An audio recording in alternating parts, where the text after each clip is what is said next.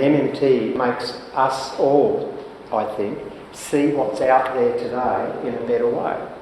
It gives us a richer understanding of the options that the currency issuing government have, what the consequences of a government surrendering currency sovereignty will be, and that allows us then to interrogate through the democratic process our policy makers, in principle, the politicians, in a much more effective and straight to the issue way. And if everyone gets an MMT understanding, then the quality of the political discourse rises, because we won't be lied to anymore.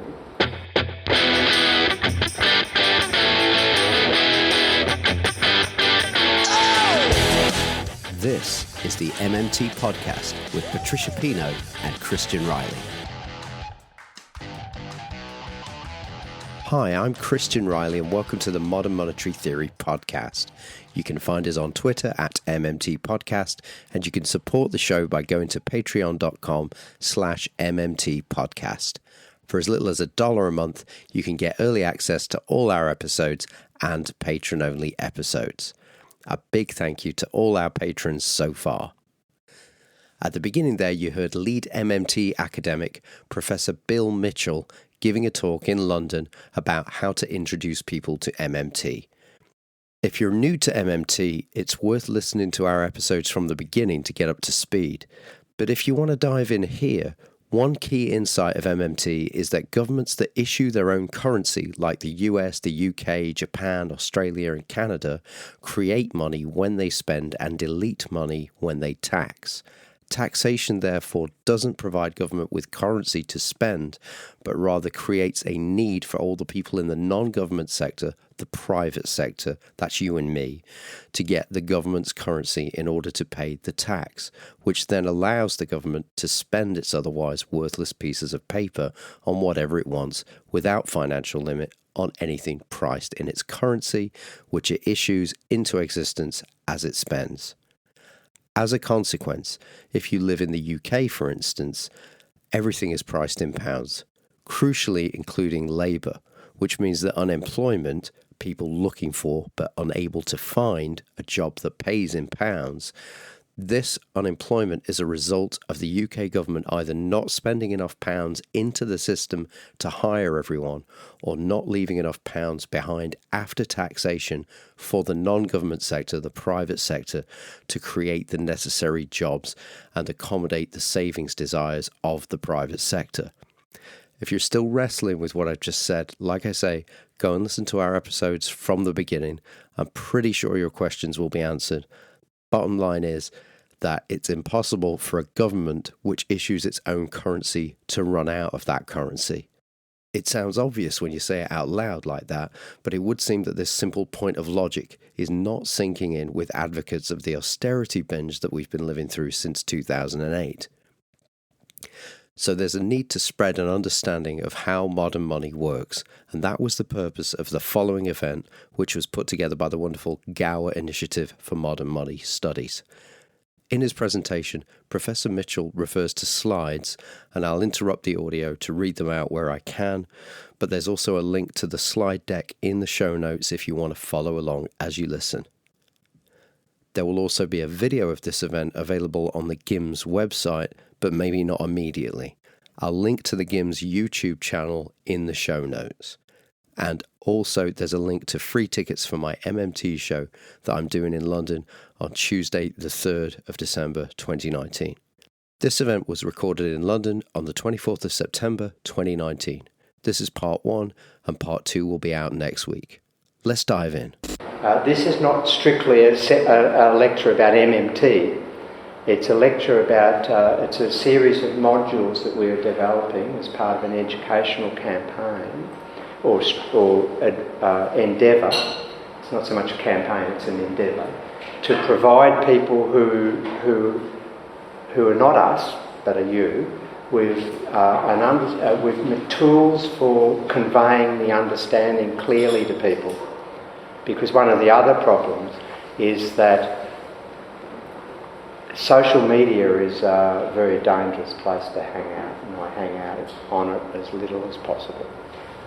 And social media has become dangerous to the truth, in my view, because you get all of these experts on there who are what I would call two bob experts, and they start saying what modern monetary theory is, and it's not what they say it is. And so what we're trying to do in these modules is to give you very clear guidance as to how we can help for you to convey what we want as our agents.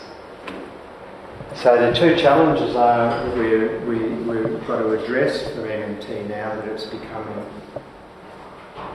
that we're moving to this era of fiscal dominance. The two challenges are education, so we've got to polish the lens, and if you've heard me speak before, you know that I eschew the idea that MMT is some regime that you might shift to. You know, I often see on social media people with all good intentions saying when we have MMT everything's going to be fine, and then we have critics getting up and say that, you know, if we have MMT policies it's going to be chaotic. Well, there are really no MMT policies. There's a stability framework, which is the job guarantee, which is much more than just a policy option. It's an embedded stability framework, but other than that, there's no policies. And we've developed a lens. This makes me see better as I get older. And MMT it makes us all, I think, see what's out there today in a better way. It gives us a richer understanding of the options that the currency issuing government have, what the consequences of a government surrendering currency sovereignty will be, and that allows us then to interrogate through the democratic process our policy makers, in principle, the politicians, in a much more effective and straight to the issue way. And if everyone gets an MMT understanding, then the quality of the political discourse rises, because we won't be lied to anymore. And we'll ask pertinent questions and we'll demand answers, and we won't be sidetracked with spin. So part of this session and the sort of work that I'm doing is to polish the lens a bit better, so that you're really not left with false ideas. And the other part that we deal with in this session is the idea of cognition, and that is, how do we overcome dissonance? And all of us get locked into particular frames and frames are just structures that we use to try to make sense of our external world, what we call our reality. And so we employ frames, they're reinforced by metaphors and language, to try to make sense of meaning, try to get meaning and make sense of the world. And when we think we've achieved that meaning, and then a character like myself comes along, or the other core MMT group come along and say things that are totally at odds with our version of reality, and which are totally at odds with what we have led to believe is intuitive thinking, then there's dissonance. And the dissonance ranges from ideological resistance right down to just difficulty to comprehend. And so there's a lot of work that's been done by researchers on how to overcome dissonance. Now, this part of the session is this right-hand side stuff is partly the work I do with Dr. Louisa Connors, my wife. And she's not here tonight, she's seeing her sister, but this is the sort of work. She has a PhD in cognitive linguistics and knows about all this stuff. And so we're sort of marrying together the economics with the sort of psychology, if you like, and the language things. All right. So this is our roadmap for tonight, and we're going to start off with a quiz. Now, some of you may have seen this presentation before, but we've added to it and we've improved it and we're refining it as we go. So, here's a little quiz, and we're going to ask some questions. Now, I'm not expecting you to put up your hands. Most of you will probably know the answers to this already, but typically for a new audience, I get a 100% failure rate. So for people who already know all this stuff, or you think you know it, then this just gives you a guide to how you present these type of arguments. That's what's for. When I would do a quiz in a new audience, then we've got a deeper challenge. Bill is showing a slide which reads, Question 1. Just like a household, the government has to finance its spending. True or false? So here's one. Is that true or false? That's a core proposition of mainstream economics. It resonates really easily with people's intuition and their own experience. So true or false? Well, the answer is clearly false. And these are some ideas on how to think about conveying the falsehood to people who have got dissonance. So, most people are able to have never really thought about it, but it's very easy to get people to understand that the government is the currency issuer and the household isn't. And we use the government's currency and we can't get it until they spend it. And that's fairly easy to get starting in your discussion. And then you can sort of take the argument into some of the language that's associated with that falsehood about taxpayer funds. And I was in Edinburgh at the weekend giving a talk, and the Scottish Greens leader was there. And she was talking about taxpayer funds are going to be necessary to help the Green New Deal initiative. And it was an interesting interchange when I pointed out there's no such thing as taxpayer funds funding spending. Yeah, we're taxpayers and there are funds that are raised in taxes, but then the causal link to spending isn't there. Because if you go back to first principles, then we can't pay our taxes until they spend. Government spends. And then you can go on and introduce real constraints. That a currency issuing government has no financial constraints, but has real constraints.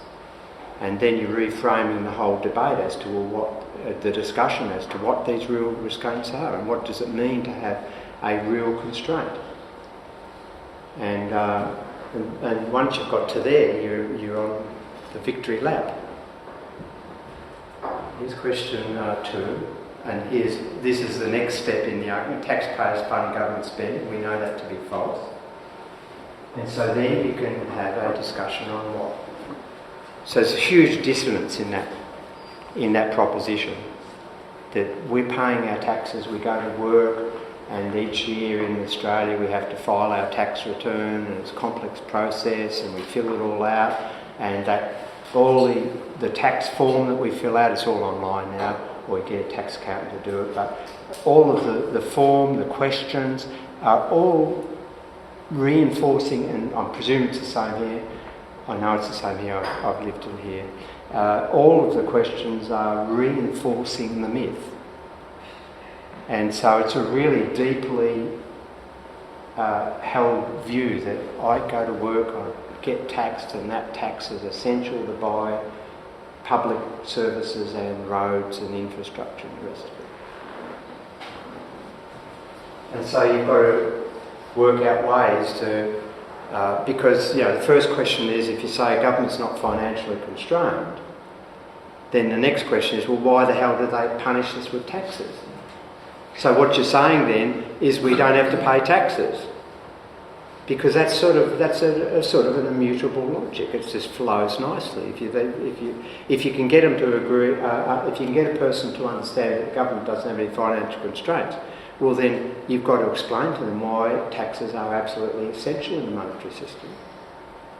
And so this is a really difficult thing to explain to people, the idea, and you have to marry it back to the idea of real constraints. because what taxes do is create real resource space for the government to spend into. And what does that mean? Well, you can summarise that even more simply by saying taxes create unemployment. And what does that mean? You know, people say, well, how can taxes create unemployment? Well, that's the role of taxes, other than to create a demand for the worthless currency. The role of taxes is to take purchasing power off the non-government sector so that will then leave real resources that they might have deployed with their spending, leaves those resources idle. That's unemployment. And then the spending of the government brings those resources back into productive use. But if the government was to just try to buy those resources that are already in use, then you're competing at market prices for those resources, and that would be inflationary. So the government has to create real resource space. In other words, create unemployment, create idle resources, and then bring them back into productive use. So if there's unemployment in the economy, it's quite clear to me as an MMT person that either taxes are too high relative to spending or spending's too low. Now it's quite interesting because Warren, who's one of my original partners in this, he emphasises the taxes being too high because he's more business oriented, and I emphasise the spending being too low because I'm less business oriented. But it's the same understanding. And what the government's trying to do is get real, because we own all the real resources in the economy, and it wants to get their hands on them. Why? Because the government. Why? Because that's the way to run a socio-economic program. So it's got to deprive us of using them and transfer them into the public sector. Now, so you have to think carefully how you're going to explain that in steps. Bill is showing a slide which reads, Question 3. The UK government borrows money from the private sector to fund the gap between its spending and its taxation revenue. True or false? Okay, so this is about borrowing. So if the government's spending more than it's taxing, then it has to borrow money. And so then you get a whole lot of stories developing about, oh, well, government spending just means we're going to get more debt on our backs, our private sector backs, and that eventually the government might have so much debt it won't be able to pay, or it'll have to put future taxes up. And if you dig more deeply into economic theory, you'll know there are theories about Ricardian equivalence, that government deficits are, the theory is government deficits are ultimately futile because they're just offset, so the net injection of spending by a deficit is completely offset by us withdrawing our spending. Why? Because we fear the rising debt, which has to be paid back with higher future taxes, so therefore we save up now and reduce our consumption spending. That's Ricardian equivalence. Now that's deep economic theory. But it's a really, even at the most emotional level, we worry about government debt because we think it's something that, you get these debt clocks, and you get these conservative think tanks publishing these papers that every man, woman and child in the nation is now has, X number of pounds on their back. So it's a really big thing. The answer's false, of course. And so here's where you really get to the crunch. You say, well, look, if it's a currency issuing government, it doesn't have to issue any debt. Yeah? So do you mind if I ask? No, I don't. Sorry. The question didn't say the government has to. It says the government does. And at the moment, our government is funding the difference. I appreciate it doesn't have to, but at the moment, the current government is borrowing. No, it's not funding any difference. It's issuing debt to match. It's matching its deficit with the... So it's the terminology of funding. It's absolutely crucial. It's the language issue. And as you'll see, the next point will disabuse you of... It's not just a language issue either, it's also an analytical issue. And if you think about it, and I'll demonstrate this in detail in the next little module that follows this little quiz. And so I won't explain it here, but public debt that's outstanding is just past deficits that haven't yet been taxed away. So I'll finish this point. So the funds that the non-government sector have available to buy the debt have come from the government anyway, as a result of past deficits. So that should thoroughly disabuse you of this notion that they're issuing debt, therefore they're funding their spending. Because the only way they can issue debt today is because they've run deficits that they haven't taxed yesterday and back in time. And we'll see that really clearly, so I'm not... we'll see that bond sales just shift numbers within the government sector from one bank account to another. Type in reserve accounts down, debt account up, and when the debt matures and you pay it back, you type the debt account down and the reserve account in the bank's up. And the other point about it, of course, is that the narrative, the conservative, the neoliberal narrative, gets it completely backwards. Most people don't actually understand that the debt is just one expression of the portfolio of their wealth. And then when the government's when everyone's saying, well, what about the burden of the interest payments? Well, how can income paid from the public sector to the non-government sector be a burden to us? Last time I worked out, when I went and got my pay, I was getting an advantage. I was learnt to think that income that we receive is good for us. Well, why is wage income or labour income good and income on interest payments on your wealth bad? And what's the difference between getting an interest payment from the government on the debt that you hold as opposed to getting a term deposit in your bank? Yeah? I just feel that using premium bonds as an example, everyone, funnily enough, the same sort of people who the same people who rail against public debt will probably hold large amounts of premium bonds and then want to win £1 million from the government, which is the same as the yield on a bond. So that would be good for them and they'd welcome winning, whereas at the same time they'd be costing supposedly the taxpayer, as they see it, £1 million. So yes, so these are the emphases that you need to bring out in your discussions straight away. Okay, we've got a couple more quick questions. Bill is showing a slide which reads, Question 4. Government deficits place upward pressure on interest rates, which reduce spending on efficient private sector investment projects.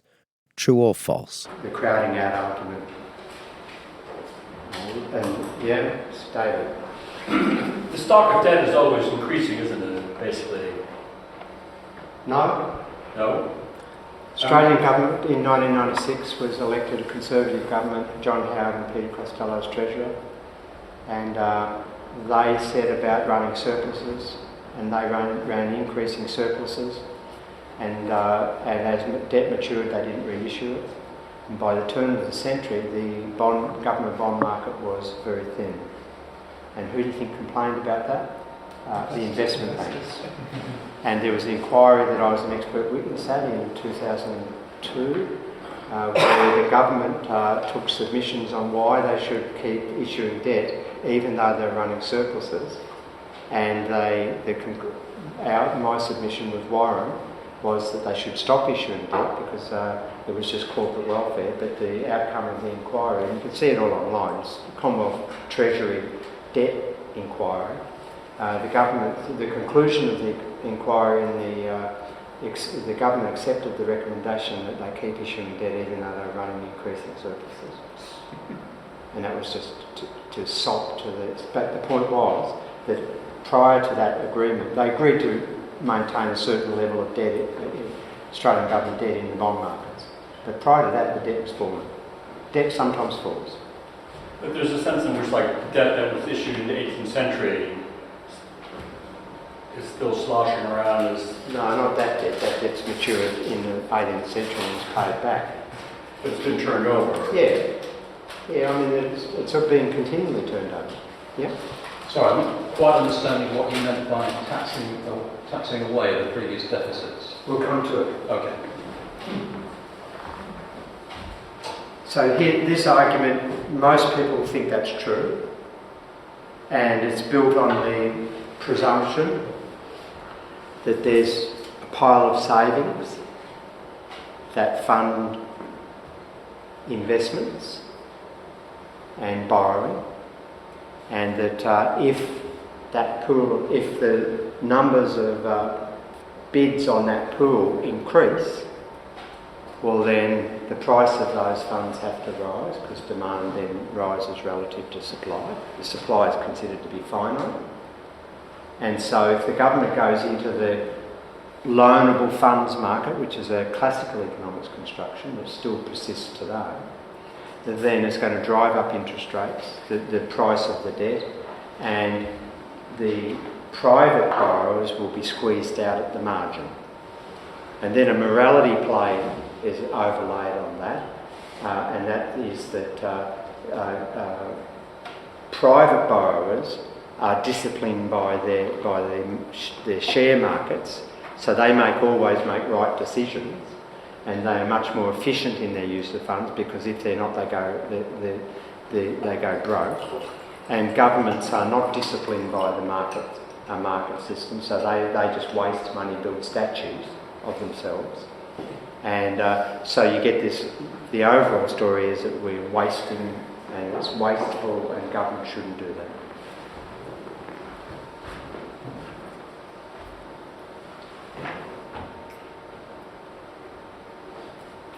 And in a sense, it's what we call a supply-determined model of banking.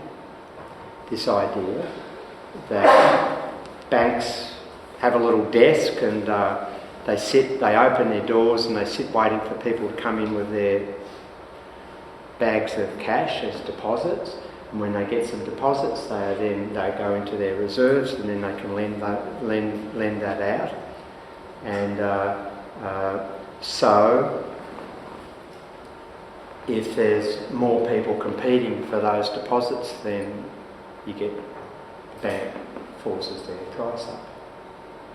Now that's not, and that's taught in every mainstream monetary economics course.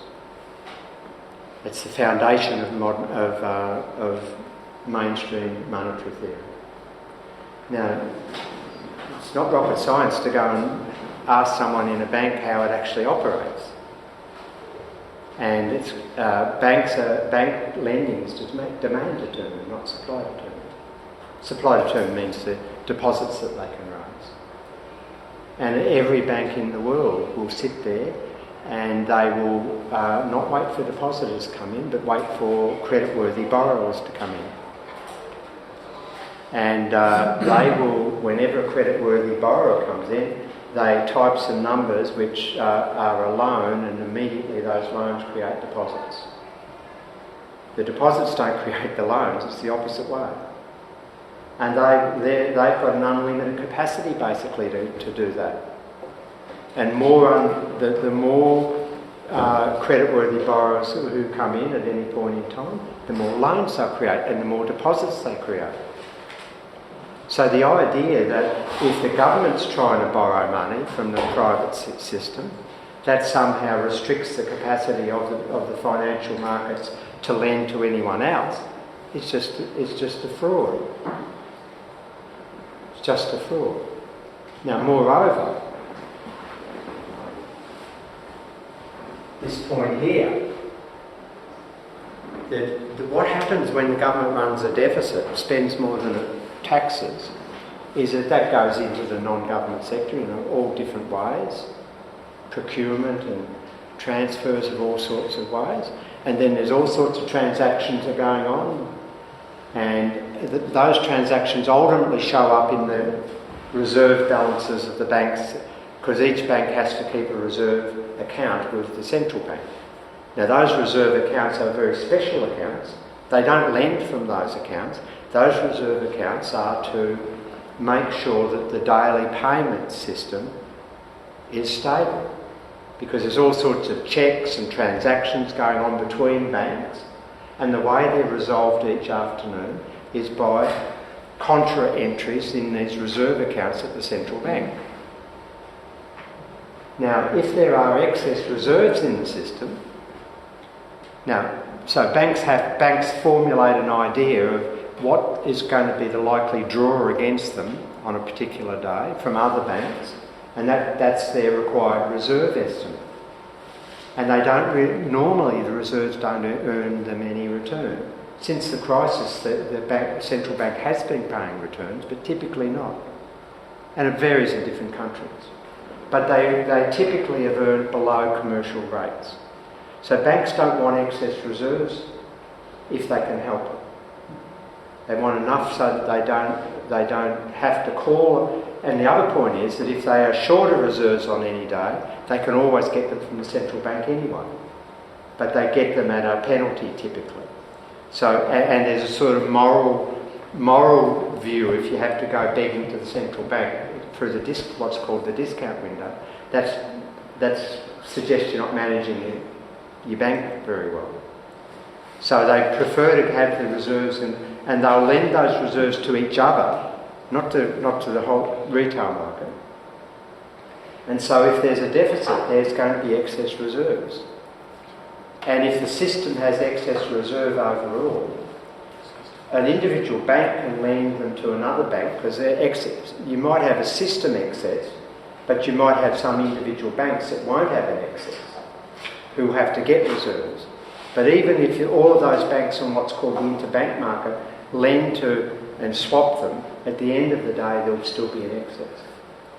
And if the central bank doesn't do anything, then the competition among the banks in the interbank market to get rid of that excess drives interest rate down. Yeah. So the amount of excess reserves or the amount of the deficit doesn't necessarily equal the amount of outstanding bond sales then?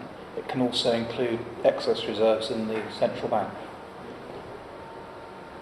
So the point is that if the central bank does nothing and there are deficit flows going into the reserve accounts, well then there's downward pressure, not upward pressure.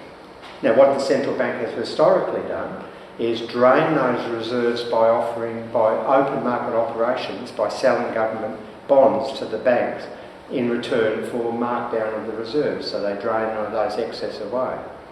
In more recent times, the paradigm has shifted, and since the crisis largely, and what they now do is just offer an interest rate a support rate on the excess reserves, so that the excess reserves just stay there. And the banks don't try to get rid of those excess reserves because they're getting a commercial return on them. So that's why the balance sheets of the central banks, the asset side, have been rising and rising, because there's huge reserves in the system. Bill is showing a slide which reads, Question 5. Running fiscal surpluses now will help build up the funds necessary to cope with the demands that the ageing population will place on health and personal care services in the coming years. True or false? And this is the last one. This is the intergenerational story, or the ageing society story, or whatever you want to call it. In different countries it's called different things. And this is this idea that we've got ageing societies. So there's more people like me than like this person or Christian here, younger person, Patricia, whoever. And societies that are ageing are going to have massive drains on public spending because of hip replacements, pension entitlements, and all the rest of it, and pensions themselves. I said that. And so the government won't be able to cope with that, it'll run out of money. That's the story that's fed. Now this story then is just one of the sort of narratives, the mythical narratives, that are used to persuade us to accept fiscal surpluses. So the argument goes that if the government's going to cope with my future hip replacements, then what it's going to have to do is save up money now and store it up, and the only way they can do that is to run surpluses and build up the capacity to meet the future demands. That's the ageing, the dependency, rising dependency ratio, ageing society, intergenerational debate. Okay, so that's false. And there's a number of different arguments you can bring into play. One is that the idea that governments save in their own currency in the same way that you and I save in their currency is just a nonsense. So if we want to have higher future consumption, then because we're financially constrained, we have to forego current consumption, spend less, and put the foregone consumption, the financial expression of that, into financial assets, get a return on them, and that increases our future consumption possibilities. That's the meaning of saving. But if you try to apply that to government, that's just ridiculous if it issues its own currency. Because it can buy whatever is for sale in its currency, today, tomorrow and next year, irrespective of what it did yesterday and the day before and the year before. So running a fiscal surplus now doesn't provide it with any extra funds tomorrow. It issues the currency. Stupid. And so the whole idea that you're going to run a surplus and save up is just nonsensical. But it's even worse than that. Because if you think about what rising dependency ratios are problems. So that part of the story is true. A dependency ratio is just the number of people who are working relative to the number of people who aren't working, and therefore dependent upon the number of people who are working. If more and more people aren't working and want to maintain their material standard of living, well then the ones that are working and producing stuff have to be more productive than the previous generation. That's the challenge of the rising of ageing society. Not that the government won't be able to provide first-class healthcare and first-class support and pensions in financial terms. It's whether there's going to be sufficient real resources available from a smaller productive workforce. That's the issue. Now, if you then think about that and think about the productivity challenge, then running surpluses now actually undermines the solution to the problem, because it's stupid to think of saving up money. That's a non sequitur. Forget it. But what you then go on to talk about is that by running surpluses now, the austerity, they reduce growth rates, they reduce investment and innovation, and they reduce productivity. They push teenagers who are the future productivity workers, they force them increasingly into dysfunctional states. You know, the so-called NEET generation, not in employment, educational training, that's on the rise. The lack of investment in skill development, so we're very happy when we've got all these young kids flipping burgers. The destruction of apprenticeship schemes around the world, all of these things the austerity has inflicted on the younger generation, reducing their work to school to work transition probabilities and outcomes. And so we're doing exactly the opposite to what we need. What we need is we need to run strong public education, training, investment in best practice technology, and that doesn't happen if you're running austerity. So they're sort of ideas. So now we're going to talk about a new currency.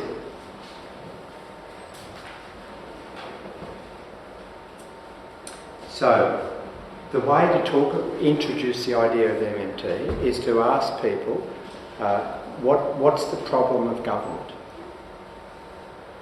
You know, because why do we want governments? What's the problem that the government has in a currency situation? Well, the problem is that it has to provision itself. So all these rural resources are there in the non-government sector.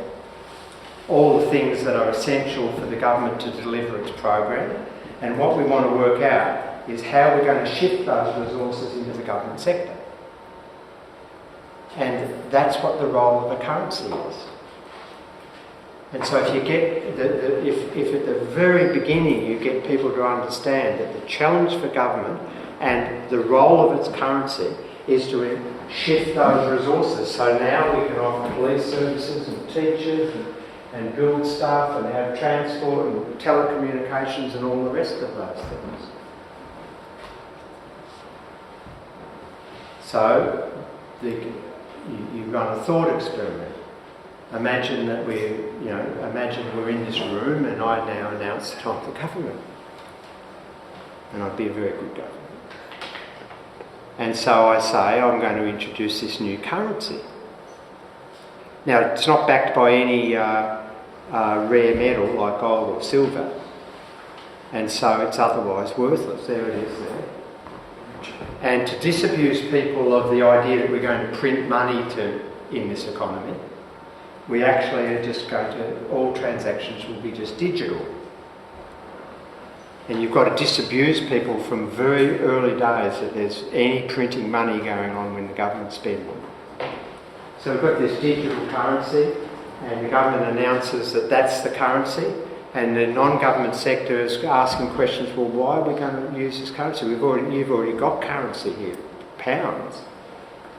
Why would I come in and force you to use this currency? It's worthless, you just ignore me.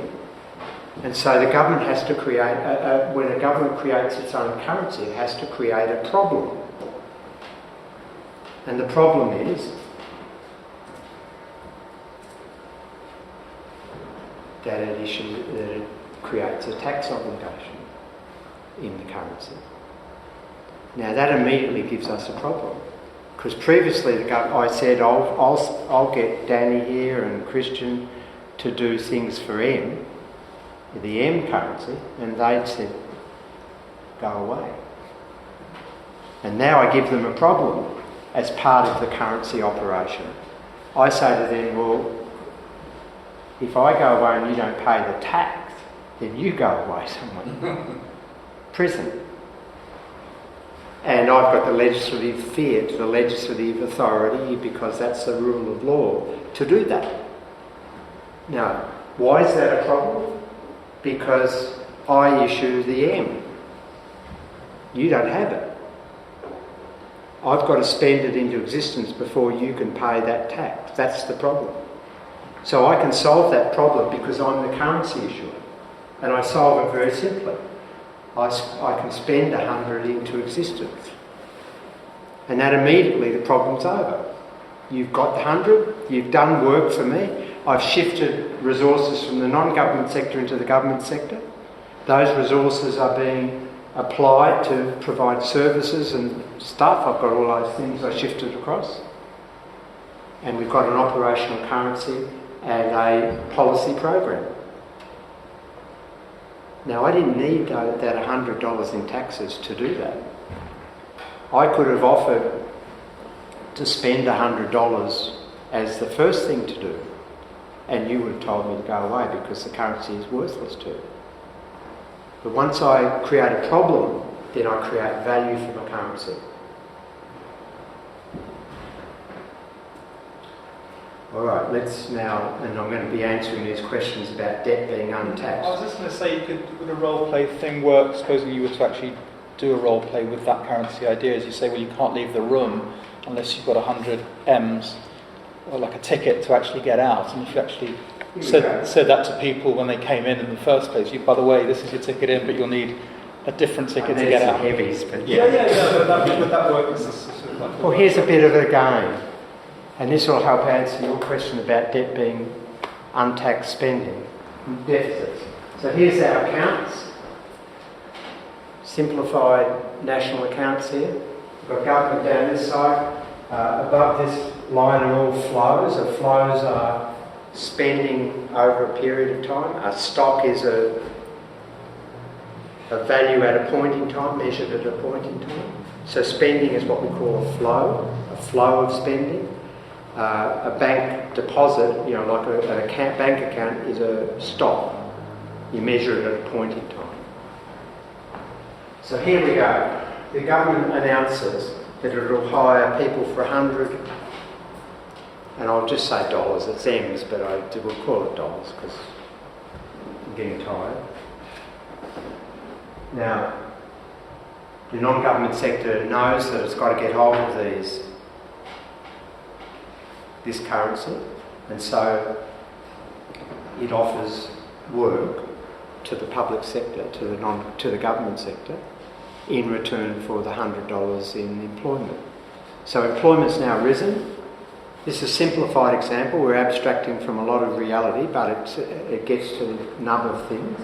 So we've now got employment rising. People are working in the public sector that had productive resources in the non-government, owned by the non-government sector. Now the question then is that the $100 of income allows the non-government sector to pay their $100 in tax obligation. Now this is a really important point because now you can see the causality. Because the mainstream idea in the taxpayers funding government spending and all of that argument has that arrow going has these arrows going in a different direction. So this is the MMT causality. The $100 of government spending spends the currency into existence, produces income in the non-government sector and employment, and that income then provides the wherewithal for the non-government sector to pay its taxes. And then those taxes flow back to the government. So the causality runs spending, income, capacity to pay taxes, taxes paid, not the other way around. Hello? Now this is our assessment of those flows. So I call this fiscal injection. If I was not concerned with language, I'd call that the budget balance. But I'm very concerned with language, so that's a fiscal injection, which is delivers different concepts. So in this case, they've spent 100, the government spent 100 and got back 100. There's nothing of that injection of 100 left in the non-government sector, so it's zero. And in conventional language, we'd say the budget is balanced. And look at the non-government sector. They got $100 of income, paid it all back in taxes, and so they have no overall saving in the currency issue. So it's a dollar for dollar thing, a pound for pound thing in this case.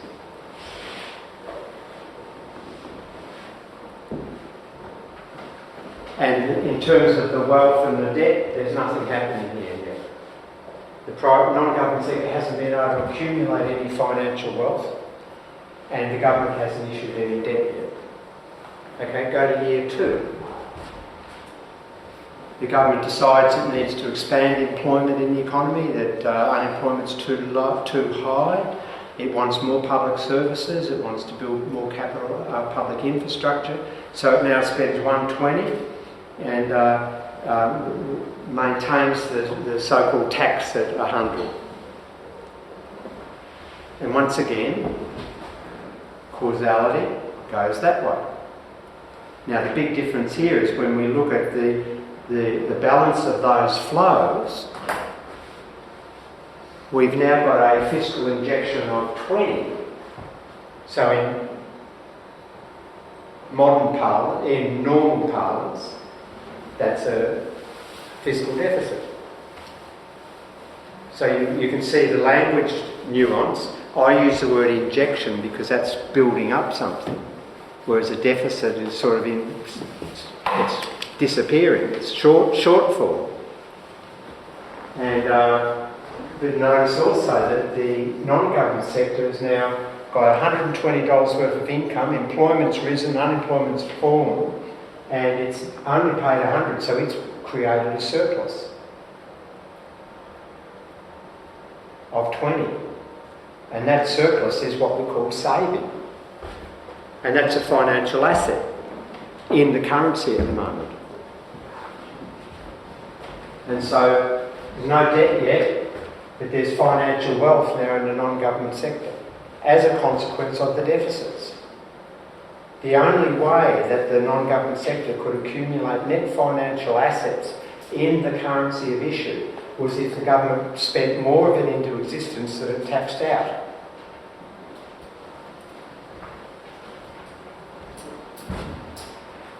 Here's year 3. And so the government sustained its deficit, 120, 100 in tax.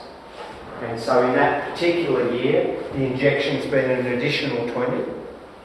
And the non-government sector's been able to save an additional 20. And so their portfolio's gone up to 40 now of wealth. 20 from saving last period and 20 this year. Now in this year we have the government saying, oh well, we'll encourage thrift, so we'll create an interest earning asset. Because up until now, before that, this was just going to be held as cash, this 40, non-interest bearing wealth. So the government says to the non-government sector, we'll offer you a bond that will deliver a 10% return, which is totally unrealistic in this day and age where there's negative yields, but forget it. And you can shuffle your wealth portfolio between cash and bonds. And most people, unless we maintain some cash for day-to-day risk management, like your car breaking down, or something that goes wrong in the house, your hot water service freaks out or something. And then we park the rest of our wealth in less liquid forms. That's the way we behave. In this case, I'm just assuming that everyone converts their cash balances of 40 into a bond, they buy bonds. Now we can answer the questions from the back. So we've sold bonds, the government's issued $40 worth of bonds. Now, can you see now that the wherewithal in the non-government sector to be able to buy those bonds has come from its saving balances, and those saving balances were directly created by the deficit spending, and it was deficits that were not yet taxed away. There are deficits that have left net financial assets in the non-government sector. Because if those deficits hadn't existed, well then there couldn't have been saving and there couldn't have been any funds to buy the debt. So outstanding debt in the public sector, which is our, and this also shows how it's our wealth, and it allows us to have portfolio decisions between liquid and less liquid wealth. That's what has happened here. In this case, they've gone to totally less liquid. But it's untaxed deficits, past deficits. And so the wherewithal came from the deficit spending, not the other way around. The bonds, the debt doesn't fund the deficits. It matches the deficits if they issue debt, but it doesn't fund it. The funds for the bond purchases have come from past deficits. So it's government money just borrowing it back again.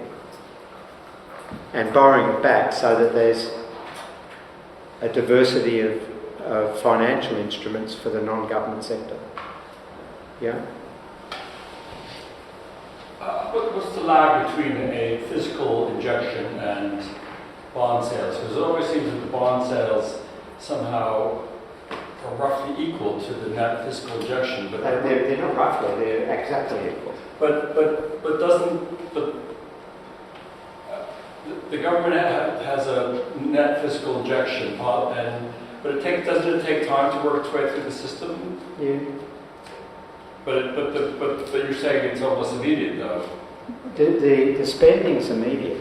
Goes in. I mean, if the government tomorrow, if HM Treasury orders a bridge to be, some contracts or whatever, that goes into the spending system whenever they make the decision. But isn't there a lag before it ends up in excess reserves in the... Well, as soon as private it's banks? as soon as it's spent, it's going to end up in the reserve system. As soon as it's spent. Now, It's in the savings accounts of the contractors and who's ever getting the money from the... well, I mean, okay, let's say that I'm a contractor and I get a cheque from government, and I mightn't bank that cheque today, so it doesn't show up immediately, but I might bank it tomorrow. So then it'll show up. Okay. Now, the debt sales are not continuous. They have regular auctions, so there's some mismatch there. But remember, I'm talking here intrinsic capacities of the system, because overlaying in the real world are all these accounting smoke screens, voluntary constraints and accounting arrangements, which require governments to have certain amounts of money in a certain account, certain numbers in a certain account, which they spend out on. So if we think about it like that, then we led into and the bond sales will go into that account. And if that account has a zero balance, well, then the government won't spend. But they're all just accounting mechanisms that have been voluntarily created. And like at the beginning of the GFC, when the governments were pumping billions into the bailouts, all of those things just get bypassed. So in a normal accounting structure, it looks as if the government's spending after the bond sale money comes in. But that's not the intrinsic part, that's not how intrinsically it works. Okay, the last bit of this is that we all freak out now, and because we've been running these deficits and we're going to run out of money. And so now I impose fiscal austerity. And I tell the non-government sector I'm pulling in my belt, and I only offer employment of $76, and because there's outstanding debt of $40, and I agreed to pay 10%, so I'm paying $4 on the outstanding debt. So government spending now is $80. And so wage income goes up to 76, down from 120, so there's now less employment, less economic activity, unemployment will be rising, and taxes paid are still 100, so the balances of the period, the fiscal injection is now negative. So in normal usage, that's now a budget surplus, a fiscal surplus. Yet the question then is, well, clearly the non-government sector is now, their income is less than their spending, which in this case is the tax payments. So ask yourself the question, well, there's a liquidity squeeze on the non-government sector from the surplus. Because the question you ask yourself is, well, where does the non-government sector, if it's receiving only 80 and it has to spend on taxes 100, where does it get how does it fund its deficit? Because it uses the currency. And the only way it can fund its deficit, this is its deficit in that period, negative saving. And the question is, well, how does it fund that because it's not the currency issuer? Well, it can only fund that liquidity squeeze by running down its wealth. It's built up wealth. And so in this case, this little example, which is stylised, it has to liquidate and sell some bonds back to the government. Or if it had money in the cash balances, it would have to run down its cash deposits. And of course it sells the bonds back to the government, which reduces national debt. So then construct the two narratives on that little scenario. When the Australian government was running these surpluses, the Treasurer, Peter Costello, would go on TV and say, we're getting the debt monkey off the Australian taxpayers' back. But what he was really saying was he was destroying the wealth of the non-government sector. And when he said that getting a debt monkey will save us interest payments and give us more money for health and education, he was really saying he's destroying some income flow to the non-government sector. Do you think he knew that? Or do you think I know well, he knew it, definitely. So he was doing it deliberately? Well, he's a politician. Why would, I mean, I know it's a sort of naive question, I kind of probably know the answer myself, but why would you think conservative politicians would take all these actions that actually destroy the wealth of the non-government sector, considering that you'd think that they'd want to be increasing the wealth of the non-government sector? What's the mindset? Why? What's their motivation for really doing that? Because you think they'd be against taxing more than they spend. Well, that's a discussion in political science, and you would note that they wouldn't be imposing the austerity on the military-industrial complex, or the top end of town, as I call them, or their funders. So where they cut is defenceless groups who have no political voice, typically. So, that's beyond what I want to talk about today.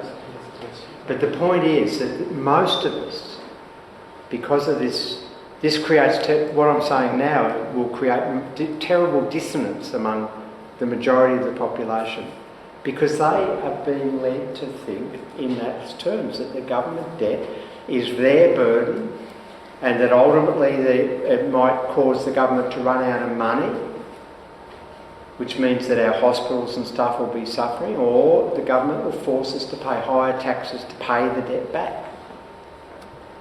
And so if the government's not issuing debt with those liabilities, we've been led to believe that means our taxes can be lower, and that the government will be able to continue to fund, at lower taxes, things we care about, like education, health and transport and stuff. But the reality is the opposite. When governments run surpluses, they are destroying our wealth, dollar for dollar. And when they're forcing us to running down our bond holdings, they're undermining our income flows, dollar for dollar. And they're not getting any extra income, any extra capacity. This gives them no extra capacity to fund public services and build capital infrastructure.